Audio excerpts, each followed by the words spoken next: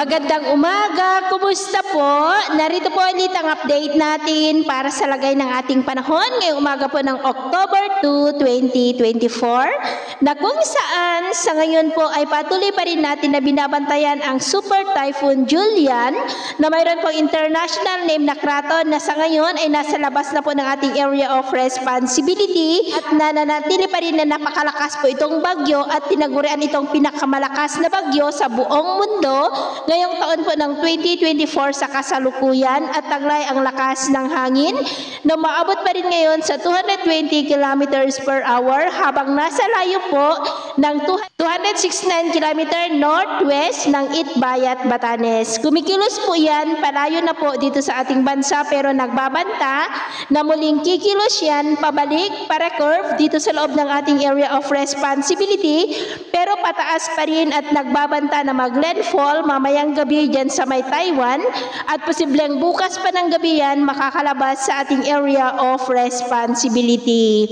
At pagkatapos ng bagyong si Julian ay unti-unti na po natin na mararamdaman ang malamig na simoy ng mahinang bugso ng hanging amihan o yung tinatawag po natin na northeasterly surface wind flow. Nasa transition period na po tayo ng amihan season. At sa ating long range forecast, wala naman pong bagyo na nakikita na tatawid dito sa ating bansa sa susunod na 2 linggo pero posible pa rin ang pamumuo ng mga sama ng panahon sa silangan ng ating bansa at ang development po ng mga yan ang ating babantayan. At sa lagay ng ating panahon, ngayong madaling araw ay maayos naman po ang panahon sa malaking bahagi ng ating bansa pero may tsansa pa rin ng mga isolated rains, dulot pa rin ng bagyo sa may Batanes, Babuyan Islands at ilang bahagi ng Ilocos Region,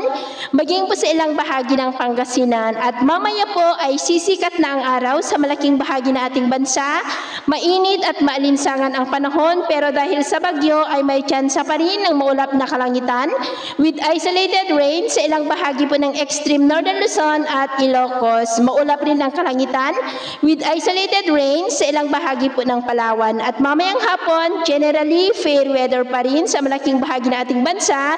maliban lamang po sa mga tsansa ng maulap na kalangitan with isolated rain sa ilang bahagi. At sa atin naman pong mga baybayin, iwasan na muna natin ang papalaot po sa mga baybayin ng mga isla ng extreme northern Luzon at northern seaboard ng Cagayan, maging po sa seaboard ng Ilocos Norte at Ilocos Sur dahil ang mga alon po dyan ay posibleng aabot pa rin po hanggang sa 3 to 6 meters height. Kaya hanggat maaari ay iwasan na po muna natin ang papalaot dyan po sa mga may kulay pula para po mas makaiwas sa mga sakunang pangkaragatan. So yun po ang latest update natin sa araw na ito.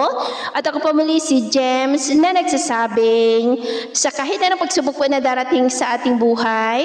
huwag po tayong mawawalan ng pag-asa. Thank you and God bless!